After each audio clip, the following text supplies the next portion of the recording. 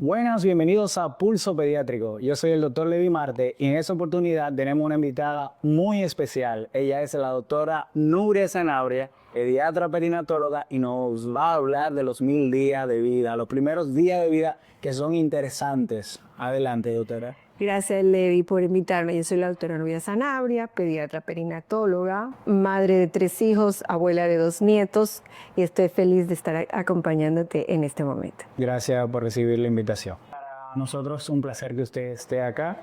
Doctora, yo mencionaba que sobre los 1000 días, ¿usted le podría explicar a los padres en qué consiste ese concepto? Sí, mira, los 1000 días son un periodo de muchas oportunidades, porque es el periodo comprendido desde el momento de la concepción hasta los 2 primeros años. Aclarándolo un poquito más, me refiero a los 270 días del embarazo, Sí. los 365 días del primer año y los 365 días del segundo año. Okay. Y es un periodo crítico en la vida de todos los seres humanos, porque comenzamos con la formación del niño en los primeros meses del embarazo, la formación de los órganos, los tejidos, el potencial físico, el potencial intelectual, y todo esto rodeado de muchas influencias nutricionales, inmunológicas y de, por supuesto, un entorno de afecto y de un entorno seguro para la creación, el desarrollo de ese bebé, que a la larga va a repercutir de manera beneficiosa en el desarrollo y la vida de ese niño. Ok, Pero interesante. también es un momento crítico porque en esos primeros meses donde el bebé se está formando, también pueden haber malformaciones, enfermedades y cosas adversas para el crecimiento de ese niño. Por lo tanto, es sumamente importante en la vida de cada ser humano ese periodo de los 1000 días. Oh, muy interesante, doctora. Y nosotros podríamos saber cuáles son esos factores que pueden influir en esos días. Sí, mira, podemos hablar de varios factores. Recordemos que la mamá y el hijo son un binomio, es decir, que todo lo que le pase a esa mamá va a repercutir directamente en la vida de ese bebé. Sí. Y factores importantes como la nutrición de la mamá tienen que ver con el desarrollo y el crecimiento de ese bebé. Enfermedades de la madre tienen que ver directamente en el desarrollo de ese bebé y, por supuesto, el entorno de esa mamá. Si ese es un entorno seguro, amable y cuidado, va a ser bueno el entorno de ese bebé a futuro. Pero si al contrario está rodeado de cosas adversas, también va a repercutir en el desarrollo psicológico, emocional y cognitivo de ese niño y, por supuesto, en su crecimiento. Oiga, muy interesante eso, y que mucha gente no entiende ese concepto de los 1000 días, pero son días claves para el cuidado de ese niño. Y es por eso que se les exhorta siempre que no se deben perder a esa visita de control, porque de repente hay algo de eso que uno pueda ayudar y guiarlo a que pueda mejorar. Usted mencionó una parte que habla sobre la madre. ¿Qué importancia tiene y cómo la madre podría prepararse para tener bebés más saludables? Si hay algo que la madre pudieran hacer. Claro que sí. Mira, estaba hablándoles del binomio madre e hijo. Sí. Y les decía, por ejemplo, cosas como que las enfermedades de la madre repercuten en ese niño.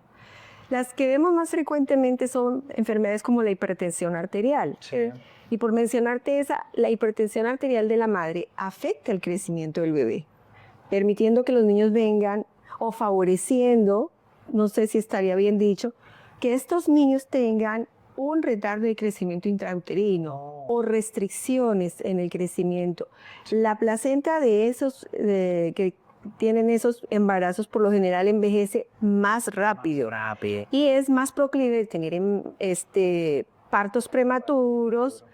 Asimismo pasa con las madres que son diabéticas. Estas madres tienen niños muy grandes, macrosómicos, quiere decir niños por encima de 4 kilos, 4 kilos y medio, pero son niños que tienen retardo a nivel de maduración pulmonar por esa patología de la madre y son niños que por lo general vienen a presentar dificultad respiratoria al nacer.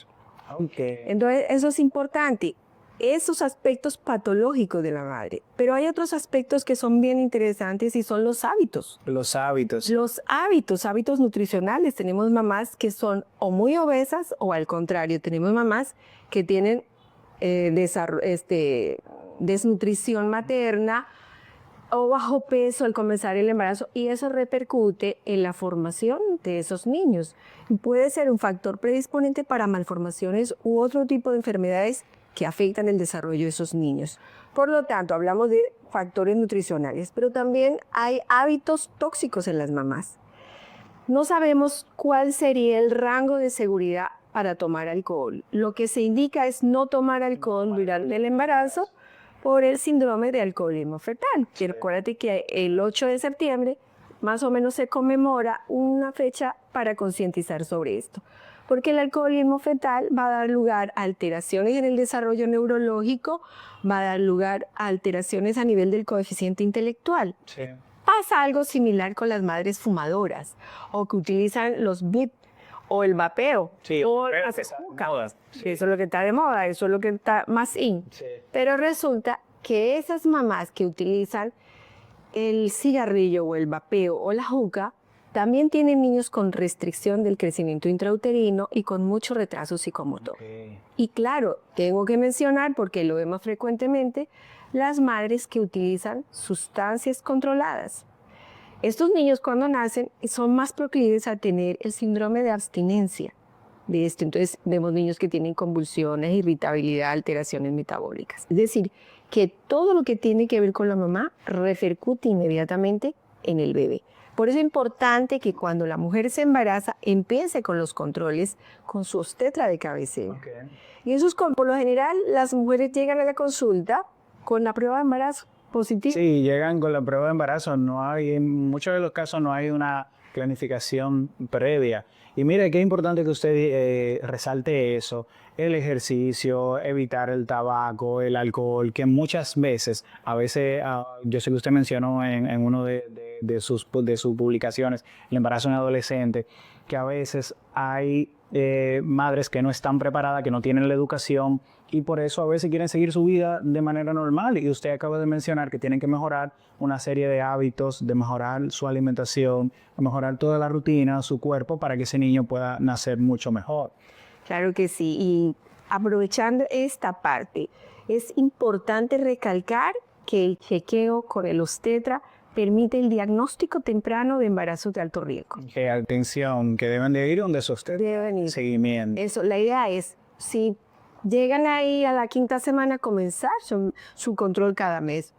En ese control, ¿qué hace el obstetra? El obstetra pesa a las mamás para ver el estado nutricional, les toma los signos vitales para ver si hay alguna alteración en su frecuencia cardíaca, en sus tomas de presión arterial, hace los estudios hematológicos, los estudios de orina, los estudios de cultivo, el rastreo viral, y eso le va permitiendo al ginecólogo darse cuenta si hay algún riesgo para hacer una intervención temprana.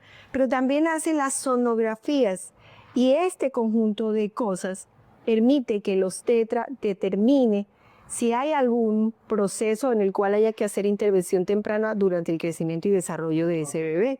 Y de manera mancomunada, los intensivistas neonatales y los ginecólogos van dándole seguimiento a ese embarazo que ha sido por lo menos designado como de alto riesgo para permitir que el bebé nazca en las mejores condiciones. Okay. Es importante. Entonces esa madre se cuidó o intentó cuidarse, pero fue un embarazo que quizá no estaba planificado y se embarazó siendo obesa, siendo hipertensa y llegó un niño prematuro. ¿Cuáles serían esas complicaciones que podría tener ese niño y cómo la madre podría darle el seguimiento? Claro que sí, mira, el embarazo dura a término hasta las 38, 40 semanas. Sí. De ahí por allá son los postérminos. El prematuro es todo niño que nace antes de las 37 semanas. Y entre más prematuros son más graves las complicaciones. Sí. Entonces, aquí me voy a detener a explicar. El prematuro, muy prematuro, está por debajo de las 28 semanas de gestación. Okay. El prematuro entre las 29 y 31 semanas es el prematuro, pero no el extremo, sino diríamos un prematuro moderado. Y entre las 33 y 34 semanas es el prematuro que pudiera ser término medio o ya a las 35 y 36 semanas un prematuro tardío. Que ese tardío algunos lo aceptan y otros no lo aceptan. Entonces, entre más prematuros son, más inmaduro es su organismo. Por ello, Complicaciones como las hipotermias, o sea, alteraciones en la temperatura de los bebés, baja temperatura o temperaturas muy altas no relacionadas con fiebre, pueden ser más frecuentes en inmaduros.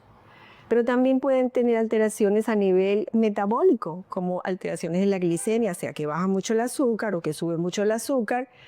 Y eso da lugar a muchas alteraciones y convulsiones en los niños asociados a problemas de tipo metabólico. Pero a ver, comenzando de cabeza, pudiera decir, en los prematuros muy extremos podemos tener hemorragias intracraneanas, que por supuesto da lugar a lesiones neurológicas que pueden ser capacitantes a lo largo de la vida. Irreversibles. Irreversibles a nivel pulmonar, estos pulmoncitos inmaduros o que les falta tiempo para terminar su maduración, suelen necesitar altas concentraciones de oxígeno y muy probablemente estén en asistencia respiratoria mecánica.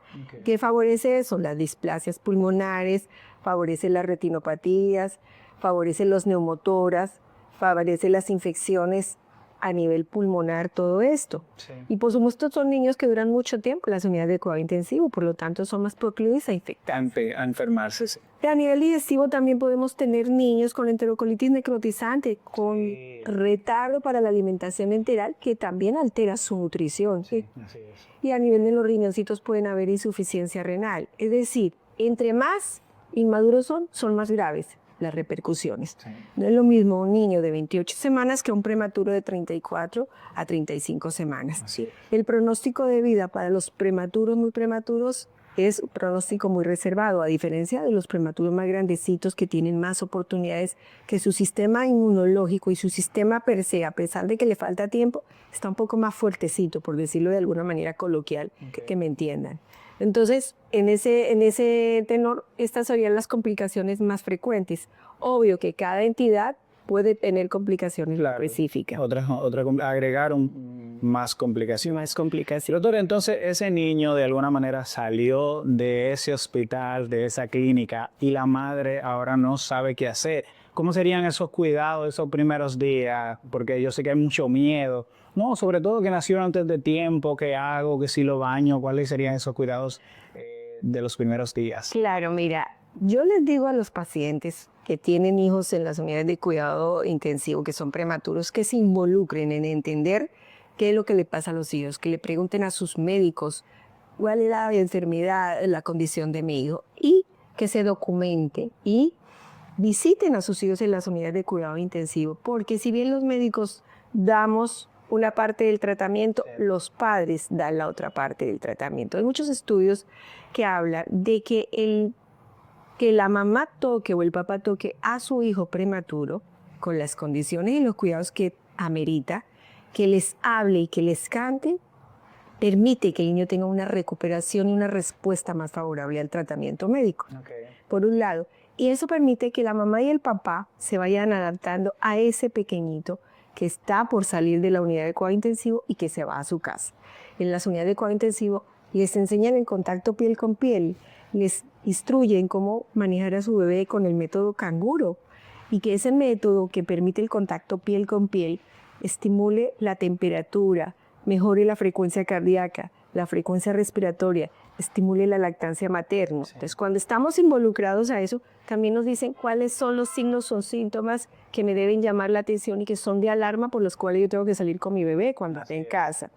Entonces, uno, involucrarse en la atención de los bebés. Segundo, irse entrenando desde las unidades de cuidado intensivo. Tercero, estimular contacto piel con piel, que además favorece un apego seguro. Sí. También es importante la lactancia materna. También es importante ir a las visitas médicas porque estos niños requieren un seguimiento más continuo. Involucrarse en las vacunas, involucrarse en el crecimiento y desarrollo, que cada vez que va al médico le va diciendo: tu hijo va bien en peso, tu hijo va bien en talla, mira, está un poco atrasado, mira, no tiene sostén cefálico. Es decir, involucrarse. Y asistir a las consultas especializadas, porque estos niños requieren de un complejo y un multidisciplinario equipo de profesionales para poder obtener una muy buena calidad de vida atendiendo las necesidades de cada niño. Entonces, los padres se deben preparar, deben preguntar y deben permitirse estar asistidos por un conglomerado de especialistas que les pueden orientar en este proceso que no es fácil, pero es interesante y si está basado en el amor, mejor todavía. Así es, que necesita un seguimiento muy cercano. Doctora, y esa madre, sobre todo usted mencionó sobre la lactancia materna, que yo sé que es un tema que le gusta mucho, esa madre que tienen esos niños prematuros y de repente dicen, no, pero es que mi niño se pasa el día entero durmiendo, duerme mucho, 4 horas. ¿Cómo la madre debería llevar esa lactancia materna? ¿Cómo se puede ayudar? Porque a veces tiene miedo a que no vaya a ganar peso. Mira, ahí yo soy abanderada de la lactancia materna y siempre les digo que uno nunca tiene que despertar al niño para dar la tetica, que la lactancia materna es a libre demanda, pero el prematuro per se, por ser tan pequeñito, tan frágil, es un niño que hay que despertarlo para alimentarlo. Y obviamente lo que sugerimos es pegarlo al seno, porque la lactancia materna, aparte de dar la leche, tiene un conglomerado de beneficios para el bebé y para la mamá. Entonces, si él ya se pega, aprende el bebé a alimentarlo pegado al seno, el bebé va a ganar más peso, va a estar de manera adecuada, pero hay mamás que no lo pueden hacer. Okay. Y uno les dice, bueno, haga su banco de leche y vaya alimentándolo paulatinamente y le va instruyendo la cantidad de leche que le puede ir subiendo, pero para eso se requiere de controles seguidos, control de peso cada 2-3 días, para ver si la cantidad de calorías y la cantidad de leche que está tomando es la adecuada o no. Excelente, ¿no? Eso es muy importante, doctora. Doctora, yo entiendo que hemos tocado algunos puntos importantes y que quizá nos faltan tocar otros temas, pero el tiempo se nos está agotando. Yo quiero que usted le deje esas recomendaciones finales a todos los padres que nos estén siguiendo para que así se puedan ayudar en estos primeros días. La primera recomendación es que se dejen acompañar del personal médico que está preparado para eso. Que pregunten todas las dudas, que vayan a los controles mensuales con sus hijos, porque esos controles nos permiten a los pediatras darnos cuenta si el peso y la talla va bien, si el desarrollo psicomotor va bien, si hay alguna alteración que requiera una intervención pronta de parte de los médicos especialistas. Hablarles mucho sobre la lactancia materna, que la incentiven, que la tengan en la mayoría de las posibilidades y cuando no se puede, la lactancia asistida o la lactancia artificial o la lactancia mixta serían otra opción. Que los lleven a sus vacunas, a pesar de que hay un grupo cada vez un poco más grande que están en contra de las vacunas. Yo entiendo y creo que las vacunas han hecho su rol a nivel de todo el mundo. Son más las personas vacunadas que las no vacunadas. Que incentiven el apego afectivo con sus hijos, que les brinden amor, que los cuiden, que les den un entorno seguro. Y que si necesitan apoyo, busquen apoyo de las personas y los profesionales que están listos para eso. Muchas gracias, doctora Sanabria. ¿Dónde usted consulta? ¿Dónde los padres pueden conseguir su consulta? Mira, yo consulto en el Centro Policlínico Nacional, en el consultorio 203. Mi horario de consulta es de 7 de la mañana a 12 del día. Los invito a seguir mis redes. Me pueden encontrar en Instagram como doctora Nubia Sanabria o en TikTok o en Facebook con ese nombre.